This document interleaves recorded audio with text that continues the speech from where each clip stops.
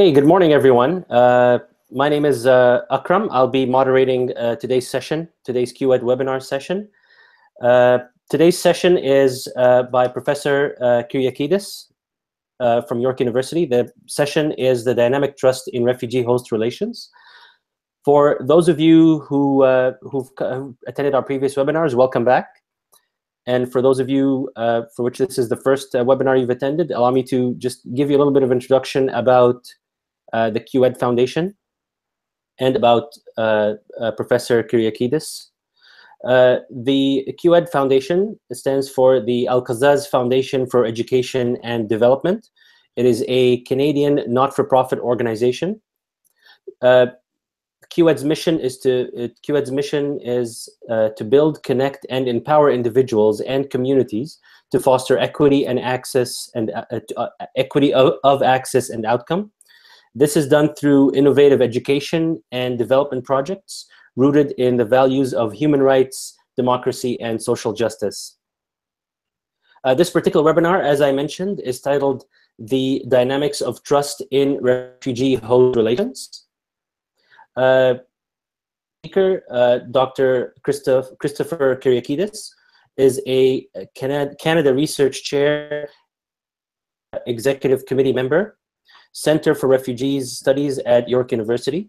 He will be discussing how the dynamic of refugee-host relations affects and is affected by the Canadian Private Sponsorship of Refugees program.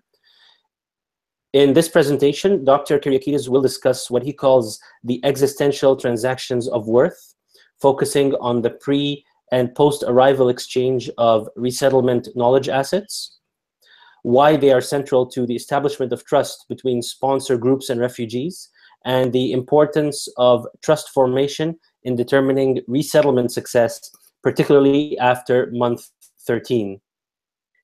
So with that introduction, I'd like to introduce our speaker for this webinar, Dr. Christopher Kyriakides. Off to you, Dr. Kyriakides. Thank you. Thank you, Akram, and good morning. Thanks also to Al-Qazzaz for asking me to give this talk this morning. I want to say a little bit about the private sponsorship scheme in Canada before I begin. I will be talking about the dynamic of trust in refugee-host relations. But let me start by saying a little bit about the scheme. It's a very interesting scheme. From a research perspective, it's pretty unique. And what I mean, what I want to draw attention to here is that it's quite rare to find an institutionalized sort of relationship between refugees and hosts. And the private sponsorship scheme actually provides an advantage to research in that we have this kind of formal relationship established, which includes refugees, hosts, and government, as it's a policy. So really, it's quite a unique situation in Canada from the research perspective. And we've spent perhaps the last 18 to 19 months becoming kind of part of that relationship, the relationship between hosts and refugees, looking particularly at the private sponsorship scheme. So that's what I wanted to say about that. I'm just going to put on my PowerPoint. Akram can keep me right here. Screen share.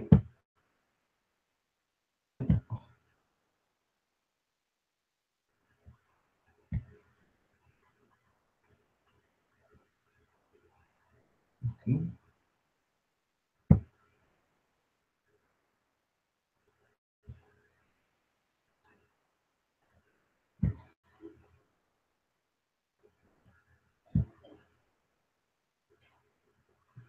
Right. So as I said, I'm going to talk a little bit about trust and refugee-host relations. I want to begin by drawing your attention to two polarities within the sponsor-sponsored relationship.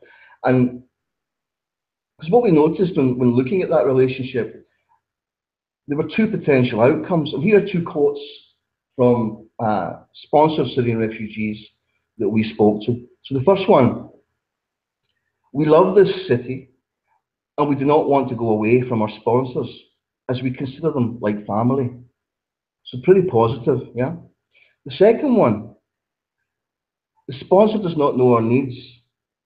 I did not expect that my sponsorship program would be so bad. If I knew that in advance, I would have preferred to stay in Lebanon. I will not advise anyone to come here. And we were confronted by these kind of two outcomes when looking at and speaking to both sponsors and sponsored refugees in the Ontario context.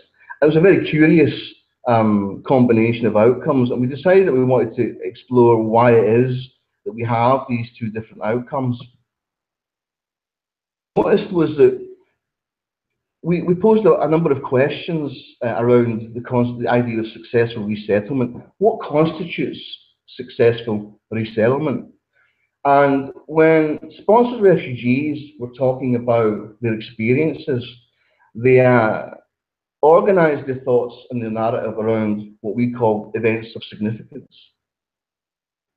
And these events of significance very much related to how they had managed to get themselves out of a very difficult set of circumstances and to Canada. And what they narrated to us was that they engaged in a sense of deliberative action.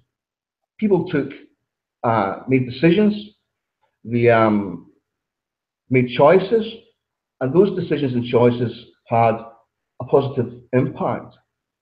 So when they think of resettlement, they very much think about themselves in terms of how they will apply deliberative action within the Canadian context. And what had sort of happened within the sort of the conflict zone, let's call it the conflict zone of transition, let's say in Syria or in Lebanon or in Jordan, before they came to Canada. They engaged in what we call existential transactions. And by that, what we mean is that they confirmed themselves against conflict. Conflict in itself is saying to a person, you don't have the right to exist. You're not eligible to exist. And we will do what we can to end your existence. And the experience of refuge is very much a defiance of that. So in defying these conflict phenomena, let's say, refugees begin to define themselves as persons of self-rescue, a specific identity that defies conflict and confirms what we call the eligibility to exist. Now, if you look at this quote, I try to think like a refugee, but I don't know how. This is a quote from a 40-year-old woman that we interviewed. And what she was saying here is that when she arrived in Canada, there were a set of expectations around what it means to be a refugee, the way she should behave, the way she should act, etc., etc. And while she tried to conform to those expectations, she found it extremely difficult to do so. The reason for that is because someone who is granted eligibility for refuge arrives in Canada, but has a life prior to conflict and aspires to a life beyond the status of refugee.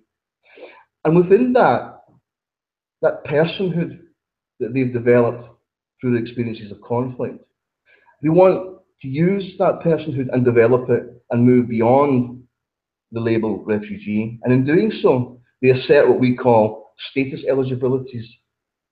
They say, I am eligible to exist and I have the authority to act. I'm eligible to exist as a person who has rescued myself and family, but I aspire to greater than that because I had a life prior to refuge. And when they say that, what they're asserting is their authority to act. And successful resettlement then is very much orientated around these two aspects. The assertion of the eligibility to exist, I have the right to exist, and the authority to act. Now, what we noticed when talking to refugees and sponsors was that prior to arrival, a number of sponsor groups had engaged in communication with the persons they were sponsoring. And this was very important in a number of respects. By doing so, this person that they were sponsoring was a person who had needs. There's something very important happened.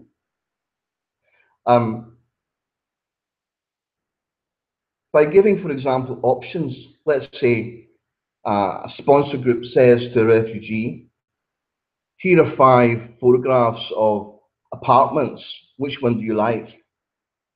Or if you move to this area, these are the schools that will be available to your children. If you choose school A, you'll have greater access to English language, etc., etc. In doing that, it instilled a sense of recognition on the part of the persons being sponsored, that they were being treated as human beings. It enabled what we call trusted contact, and it allowed for the reduction of uncertainty, resettlement uncertainty. When someone offers you a set of, gives you information, but that information is tied to your experiences of overcoming existential threat, those interactions become existential transactions that embody worth. And we call that relationship, established prior to coming to Canada, as a way of trusted contact. Sponsors and sponsored who were able to establish, let's say, a way of trusted contact, were able to facilitate a greater degree of resettlement continuity, but also the interpretation of resettlement and the expectations that went along with that became much more grounded in the reality of resettlement. Refugees who turned up at the airport and had never had any relationship with the sponsors had a much harder time when it came to resettlement. And basically the issue there is that sponsors had recognized that these are human beings with a practical identity. And that had a fundamental impact in orientating people's subjective relationship to each other and to the context in which they found themselves in. So I want to come on to resettlement knowledge assets. We found in talking to persons who had been sponsored and the sponsor groups that successful resettlement was very much orientated around the exchange of specific types of information. And that information begins really pre-arrival and post-arrival. We have to make a distinction between resettlement information and resettlement knowledge. They're two different things. So resettlement information might be something that a refugee sees in the media. So perhaps they see Prime Minister Trudeau on the news at Pearson Airport greeting refugees who have just arrived. In a sense, that conveys information to people about resettlement. And there are many sources of information, the media being one, family and friends being another. And also for the sponsor groups have many sources of resettlement information. The information they get perhaps from sponsorship agreement holders, information that we get from people who have been engaged in sponsoring refugees in the past, and also from government policy. But there's a difference, and a very important difference, between resettlement information and resettlement knowledge. So knowledge exchange occurs when resettlement uncertainty is suspended. And I've just kind of taken you through that a little bit. Let me say a little bit more. Let's go back to the example of a sponsor group engaging via Facebook or by telephone with persons prior to their arrival and saying to them, again, potentially of potential places where you could live. Which one do you like? Now, in doing that, the sponsor group's not really just giving information about resettlement. The sponsor group is engaging with persons who are uncertain about where they're coming to. They may not have much information. They may not know anybody in Canada whatsoever. And when you say to someone, a refugee, someone who has lost their house, someone who has lost everything, here are choices about where you could potentially live. What's actually happening there is that what's being recognized is that these people had a life before conflict. They may have had university education, jobs, houses, family, daily routines where they made choices which had a positive effect, not always, but a positive effect on their family and their futures. So resettlement knowledge exchange then isn't just about giving information. It's not something that you could get from a session put on in, let's say, Lebanon at an embassy while you await you await travel to come to Canada. Knowledge exchange requires recognition of persons of self-rescue. There was a life before refuge. And that life before refuge and during the displacement experience required deliberative authority on the part of these people who are now going to come to Canada. Their lives didn't begin in the conflict, and their lives don't begin when they arrive in Canada. And persons of self-rescue very much aspire to developing a life which recognizes that they had a life prior to conflict. So, knowledge exchange, resettlement knowledge exchange occurs when host recognizes and acknowledges the worthiness of the persons of self-rescue. That these persons have actually gone to great lengths to save themselves, but they're not defined by the conflict forces which brought them to wherever it is they are at present. So knowledge, resettlement knowledge assets then, very much are orientated around existential transactions of worth. If you think back to what I mentioned earlier, the experience of conflict is such that persons who get through that have defined themselves against the disconfirming forces of conflict. The forces of conflict which have said, you do not have the right to exist. We're going to do whatever we can to end that existence. Yet, here they are, they exist, they're alive, they've engaged in existential transactions of worth. They've reinforced their status eligibilities, their eligibility to exist, and their authority to act. So when existential transactions occur between sponsors and sponsored, what you have, in fact, is contact that facilitates trust. And that takes us back, again, to what I mentioned regarding interpretation and expectation, and the suspension of uncertainty. When sponsors or when hosts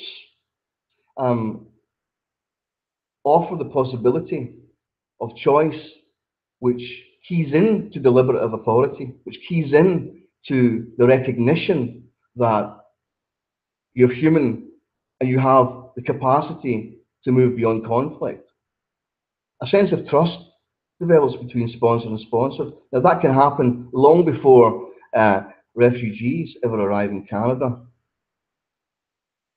trusted contact.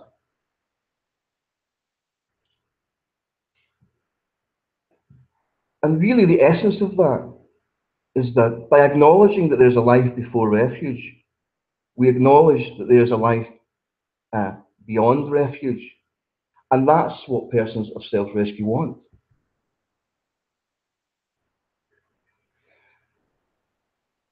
So looking at that, what we just described there in terms of resettlement knowledge assets, what we've now developed is a 5-year program which seeks to enhance the development of resettlement knowledge assets. And that very much orientates itself around trust. And we've called this 5-year development project SMART.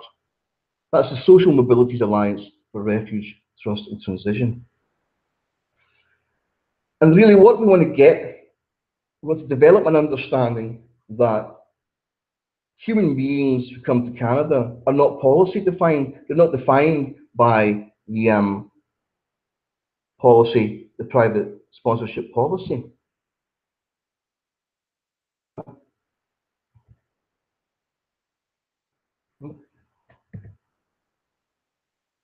Akram, am I back on?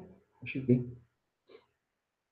There can be a tendency on the part of host populations who are involved in sponsorship into the trap of allowing that policy to define how persons are greeted and how they're received. But actually,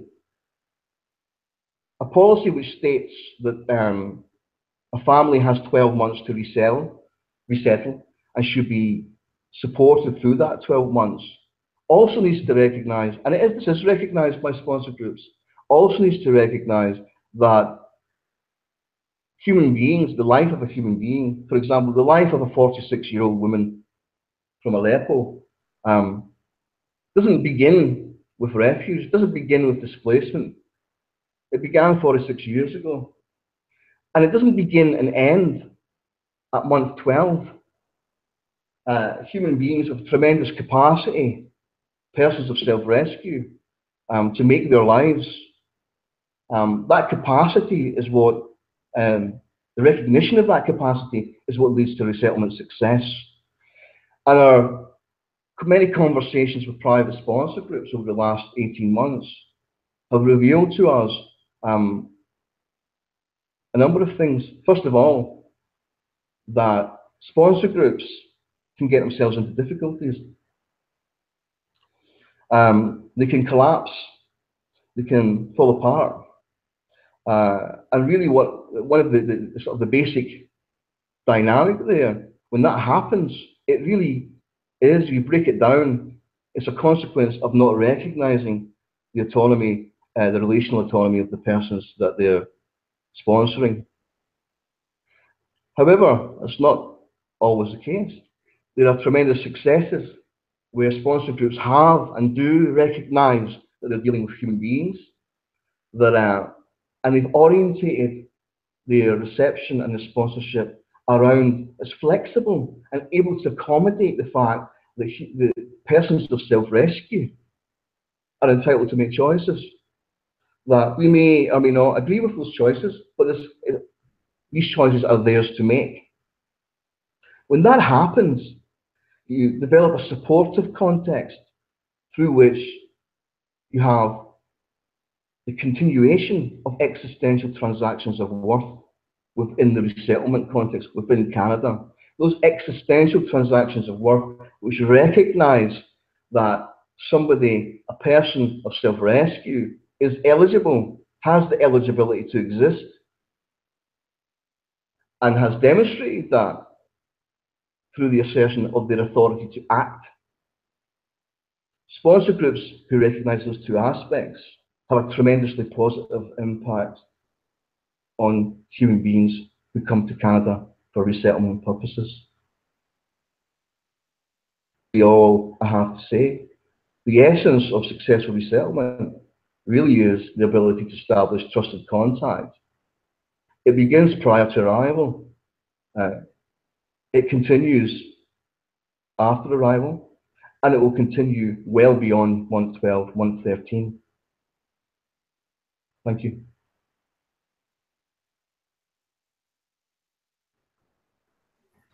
Thank you, Dr. Kyriakides, for this engaging presentation. We will be open to questions at the moment. If anyone does have any questions, please do type it in the chat window. I will be relaying them to Dr. Kyriakides. I would like to, I guess, start off the question. With the question is that if I understand, you've talked a lot about the importance of, you talked about the difference between information and knowledge, and you've talked about how if and I don't mean to really reduce a complex concept, but it seems as if the essence of the knowledge that you're talking about is knowledge that enables independent decision making, as opposed to making decisions for them. It seems that that's what you're focusing on. Am I understanding that correctly in terms of understanding the worth of the person who's resettled? Is that a correct understanding, or am I being too simplistic? Well, you're not being too simplistic. Let me just add a little bit to that, just to sort of develop what I mean. Really, the difference between information and knowledge, it's not information which enables independence. It's information which recognizes that persons of self-rescue have the capacity and have had a life prior to refuge. So when you say to someone, you have the choice over where you live, the type of housing you live in, for example, whether you like this apartment, that apartment. Some sponsor groups went to great lengths. For example, some sponsor groups sent photographs of furniture shops. Here's if we get the furniture from this shop, this is what it's going to be like. If we buy furniture from the other shop, which one do you prefer? And that, if you think about it, these are everyday decisions that we all make. When we think about families and our kids, etc., what kind of beds they like, does my son want a Spider-Man bed? Does he want a Superman bed? These are the everyday elements of life that have disappeared to a certain extent during conflict, but not from the worldview and not from the needs of the persons who've experienced conflict. It's as important for someone who's gone through conflict, a Spider-Man and Superman bed for their 6-year-old son, as it is for anybody in the West. So information exchange which recognizes that persons of self-rescue have the capacity for autonomy, rather than they're here to be rescued and we're going to have all this stuff set up for them in advance of them coming. It's not a bad thing. But the sponsor groups who went to that extra length facilitate the exchange of resettlement knowledge assets. They developed trust. On the other end, refugees, many were surprised by that and voiced amazement that they were being recognized as human beings. That's a fundamentally important feeling and realization. The recognition have the capacity to save their own lives. It's not quite the same as independence. Does that make sense? Yes, it does. Thank you very much. We do have a question here, so I'm just going to read it verbatim. Thank you, Dr. Chris. Building trust resettlement is important, but has challenges. The remote nature, infrequent communication, and sometimes cultural differences. How do you overcome this? That's quite interesting. That's an interesting point. The cultural differences. First of all, it's difficult to actually quantify or qualify what a cultural difference is. For example, from Syria, You know, you have various degrees of religious affiliation, for example. You'll have different religions, atheists, Muslims, Christians, and you know, different political aspirations and again worldviews. So it's very difficult in advance to say we want to accommodate specific cultural differences. And what happens generally with between refugee and sponsor is there's it builds an understanding of difference and similarity builds over time, such that there are examples of persons living in rural contexts who didn't have any real English language ability. We're not surrounded by persons from what might be considered the same community, but absolutely loved it and got on really well with the sponsors. And the difference there, if you look very closely at why, what's the difference? Because we have this expectation, right, that in language and culture will be barriers, and they are to an extent. But in these particular circumstances, those barriers, and it really came down to the recognition of worth, such that the recognition of worth the sponsors engaged in was reciprocated by the refugees. And when there were difficulties in terms of accessing language, education, various other aspects, that trust superseded those barriers. Not completely, but it had a positive effect. So I think we have to be kind of wary. It's certainly the case that persons who don't have access to, let's say, English language, who are living in a rural context, will have a harder time finding a job there. Yeah, that goes without saying. There are persons who wanted to be closer to what they consider to be like community members, and persons who didn't. So it's very difficult in advance to develop a one-size-fits-all.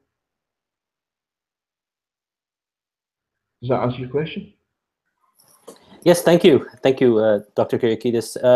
And I guess as a follow-up to that, a person asked, I guess, do you see technology as an enabler for trust building or an obstacle in the same sort of context of communication? Very good question. So with the SMART project then, the Social Mobilities Alliance for Refuge, Trust and Transition, what we're actually doing is building a platform, an online platform, to try and facilitate the establishment of pre-arrival communication between sponsors and sponsored, but also communication which enhances and facilitates trust. Now, why? Well, we noticed that it's already being done. Okay, but people are doing it on an ad hoc basis. So people are connecting with each other through Facebook. They are connecting through Skype. They are sending email. They are sending text messages. Now that may be in many contexts and many examples where they've done it via an Arab-speaking individual or a mediator, a friend, someone who was involved with the sponsor group, etc., etc. But not always. And so the kind of the language issue there is worth looking at more, and how it is that the language of trust is actually reciprocated online. So we're looking at that. There's other aspects in terms of access to the web. Now, obviously, people who have gone through conflict don't necessarily have access to the web. But what we do have the potential to do here within the private sponsorship scheme, and again, this is why the private sponsorship scheme is pretty valuable. So private sponsors, or persons involved in blended sponsorship, as you know, as many of you will know, have to raise monies in advance. They raise enough monies in advance in order to support people for 12 months when they come to Canada. And they engage, many of them do engage in pre-arrival communication online. But what the private sponsorship scheme actually enables us to do is to place an obligation within that for sponsor groups to actually ensure that persons who are coming have access, have online access. There's a potential there for developing the policy. We're saying the private sponsorship scheme actually allows for training, the training of sponsors, self-training, whereby they recognise pre-arrival communication as being integral to the sponsorship process. Now that will not be a surprise to many, many sponsor groups, because as they know, the process begins well in advance of anybody arriving. Finding housing, maybe getting other community members, community groups involved. So pre-arrival preparation is an integral part of the private sponsorship program, and there's no reason why online communication and online access cannot be included within that. Many sponsorship groups organise themselves in committees. Committees, a committee for housing, a budget committee, a health committee. There could be a communication committee within that that would help to facilitate that online interaction in advance. So I think communication has a very integral role and a very specific role to play within the development of refugee-host relations. Within the enhancement, it enhances refugee-host relations potentially. At the moment, it's very ad hoc. And what we need is to ensure that persons who are going to be sponsored, who have developed a relationship with private sponsor groups, have access to those private sponsor groups in advance of coming, and that's systematic access through which persons get to know each other and they can exchange resettlement knowledge assets.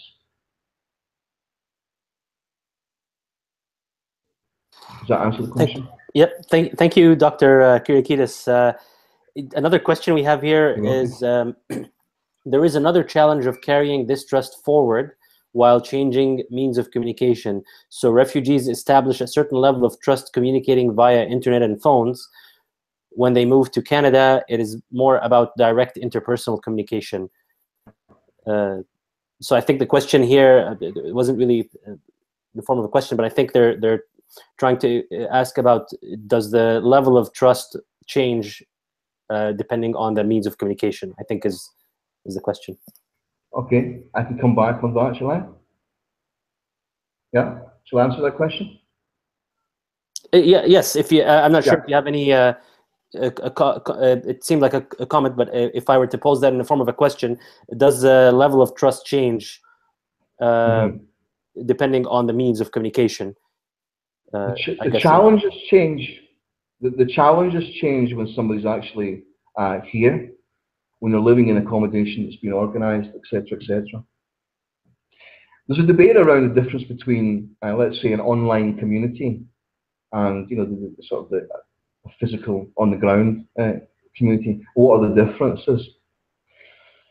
But actually, the differences have become very blurred over time with greater use of the internet, etc., etc.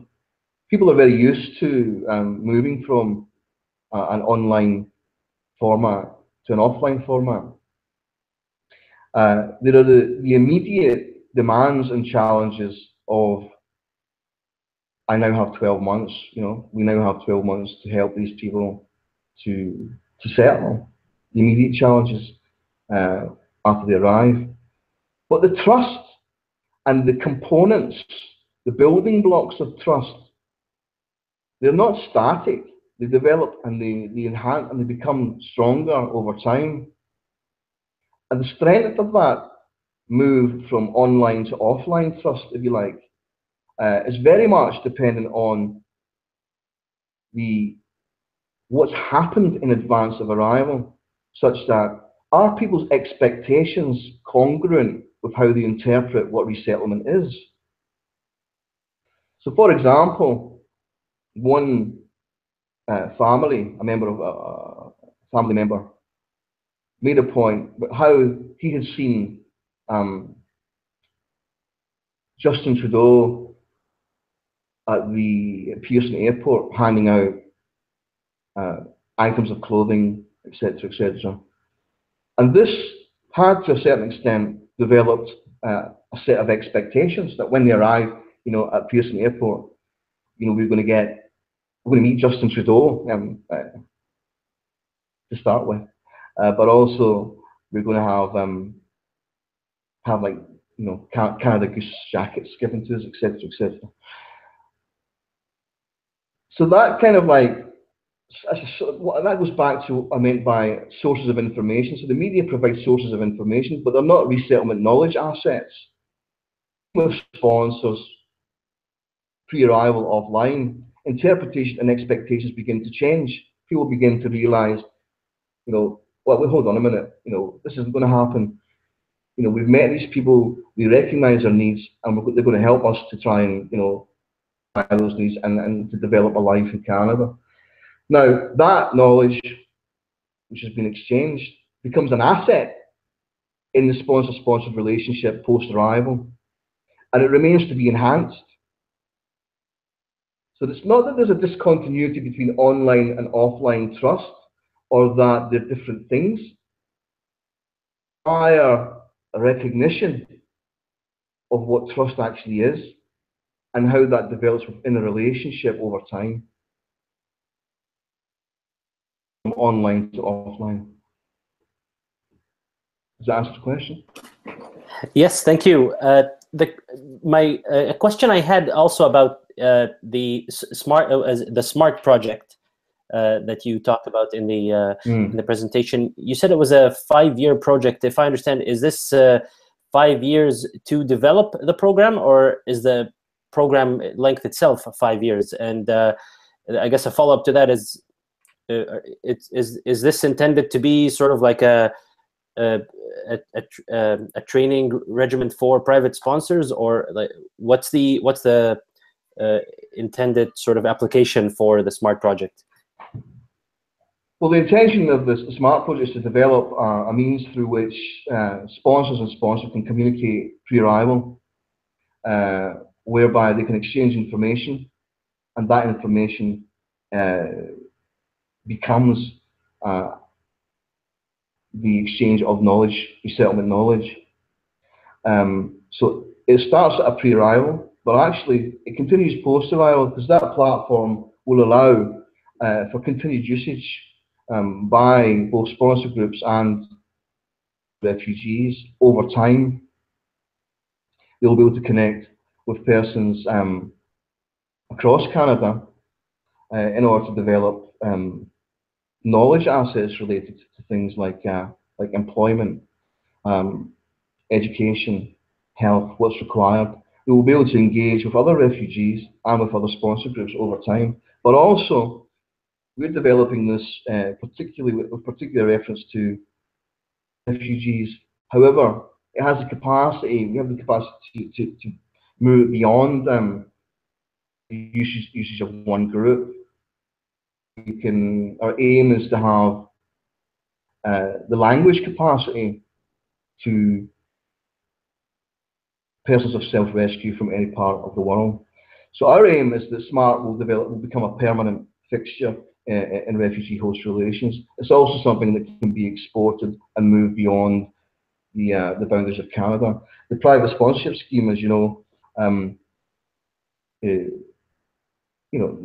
in terms of other countries adopting similar and developing other schemes.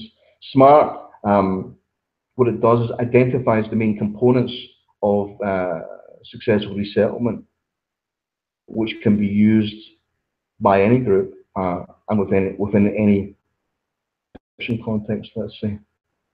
So it's we see it as being long term. We're beginning with a pilot study, a major partner, and then we'll move that. Their aim is to develop over 5 years the capacity to accommodate at least 25,000 users over time. And let's see what happens beyond. That sounds like an excellent initiative. Sounds like an excellent initiative, and I'm again, it almost seems as if you're saying that you didn't say it directly, but it seems that technology would be an enabler for the SMART project. Again, back to the technology question. It's fundamental, but then you have to. It's not so much the technology. The technology is socially engaged, right? So we're engaging a very specific set of problems which have been identified concretely to private sponsorship more widely, and because that we're grounding SMART on concrete empirical findings, i.e., from actually speaking to sponsor groups, sponsored refugees, to think outside the box and to look at to what extent can communication technologies resettlement. So the technology is useful only in as much as responds to a concretely defined need, a social need within refugee-host relations.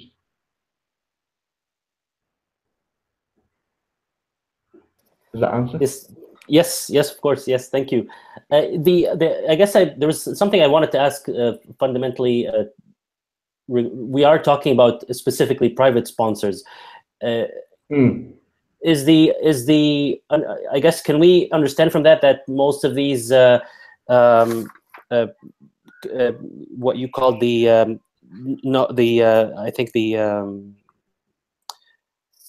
knowledge exchange that builds on self-worth, that doesn't happen as much with the public sponsorship program? Is that would that be a correct statement? Is there a bigger problem with private sponsorship, or is that simply just a very specific focus at the moment in your research? Well, there are advantages and disadvantages to both the private sponsorship scheme and the government assisted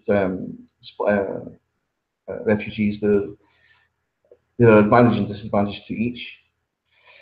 The advantage of the private sponsorship scheme, though, is that it doesn't bypass government, because obviously it's a policy, and there's a relationship with the Canadian government, which is, integral to that sponsorship, to the sponsorship program. The advantage, though, of the sponsorship program is that it does directly bring civic actors, non-governmental actors, into a very close relationship with refugees, with persons of self-rescue. And therefore it enables us to identify a dynamic which is actually pretty realistic. When you think about it, if we think of the Canadian population as a host society, and we think, of the persons arriving here, the private sponsorship model, it provides a microcosm of refugee host relations as applicable to the wider population of Canada. So the private sponsorship scheme has many advantages that I think have been kind of not haven't been identified concretely up till now, but which provide a basis for trust, the restoration of trust, the development of trust that the government-assisted refugees don't have complete access to. And probably the ones who benefit most are the ones who have come through a blended route, where they have both access to and the support of private sponsorship, but have the security and continuity provided by the Canadian state. Does that answer? Yes. I guess the other question I had was regarding the individual cases. You talked about how we shouldn't the acknowledgement of worth and not defining the refugees by the conflict. But there is a sort of a post-war psychology aspect to this as well. whether we talk about post-traumatic stress due to war, how does that factor into the sort of the refugee relations with their host? If we factor in this post-war psychology into it, does that change things? Does that or can we sort of ignore the war part, or how much does the host assess how the war affected them? I don't think you can. I mean, the whole thing is acknowledging the fact that persons have been displaced because of conflict. The problem arises when we assume that all persons displaced through conflict will have developed mental health problems. But that's not the case. Okay, that doesn't mean that it's not important, and it is very important to be able to assess and to respond in cases where persons have developed the mental health problems. What we're keen to draw attention to and to do, though, is to kind of change the narrative around what I would call the refugee, the migrant-refugee dichotomy. So that, like in the West and in Europe, in North America, case that migrants are thought of as persons who have voluntarily chosen to move, okay, for whichever reason, whether it be economic, financial, education, whatever. And the refugees are thought of as, because of force, as if we haven't made the choice, so it's an involuntary move. Now that's a kind of established dichotomy within policy. Refugees don't choose, migrants choose. Okay, as a kind of it's a narrative which has validity. But actually, what we wanted to draw attention to is the much more complex of displacement, which is that people make choices, and in those choices have self-affirmed as being persons of self-rescue. They have defined the forces of conflict. So when we think about the effects of conflict, or the mental health effects of conflict, I think we need to also recognize that there's a defiance of conflict which has happened, which has occurred, and that defiance of conflict uses resources from a person's life. So the life experience that someone brings into that doesn't disappear. A 50-year-old man from Aleppo who's had a career, a successful career, who's provided for his family, etc., etc., for the best part of 20 years, doesn't lose that part of his identity. And those skills and abilities that are utilized in defying conflict don't disappear because of the conflict.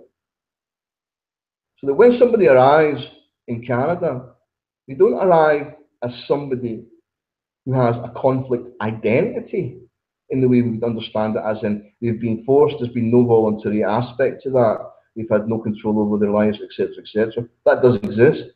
It's important to stress that does exist. But it's equally important to stress that these are, and that's why we coin the term, persons of self-rescue who develop units, the we of self-rescue. A family becomes a we of self-rescue where they engage in strategies, make decisions led to success, i.e. they define the conflict.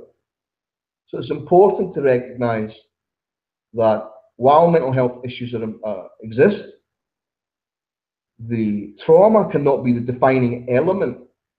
It cannot be the way in which we cannot homogenize the experience of persons of self-rescue under the label of trauma. So we recognize the impact of trauma, but we also recognize that many persons of self-rescue, if not the majority, want to move beyond that. Yeah, and the way they seek to move beyond it is by recognizing their own attributes, their own skills, the possibilities that those skills and their own life experience brings to the resettlement context. Yeah.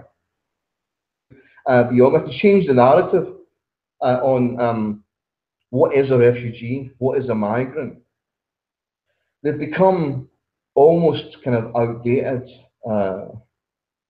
labels, and we need to find a new way of being able to understand and explain the experiences of persons who want to resettle. Yeah. Thank you very much. I think that's a very great point, and I think we've almost run out of time. And if no one has any questions, I would like to sincerely thank Dr. Kyriakides for this very engaging discussion. Please let us know what you think about the video in the comments, and if you enjoyed this session, if you'd like more sessions like this or on the same topic. Dr. Kyriakides, if you have any final thoughts or words before we conclude. Well, I'd just like to thank you, Akram, for all you've done today, for helping me to get through all the technical problems we had before we went on air. But I also really want to extend my thanks to Alcazar's for inviting me to give this short presentation. But perhaps I would just add that the work that sponsor groups have done in Canada, the sponsor groups that we've talked to, is incredible. You know, and it's actually to see what people have put their hearts and their minds into in trying to support persons of self-rescue. The flexibility that many sponsor groups have been able to show in supporting refugees is basically what has founded the research need on the part of me and my team to change the narrative on refugee resettlement. And the many refugees, persons of self-rescue that we've spoken to have reinforced that, you know, and we would like and envision a greater alliance, a greater understanding of that dynamic, the dynamic of trust in refugee-host relations. Thank you very much. And on this very powerful note, we would like to end this session. Thank you very much for attending to the audience, and thank you again, Dr. Kyriakides. Please stay tuned for more such webinars at Alcazar's Foundation for Education Development, QED. Thank you very much, everyone. Bye.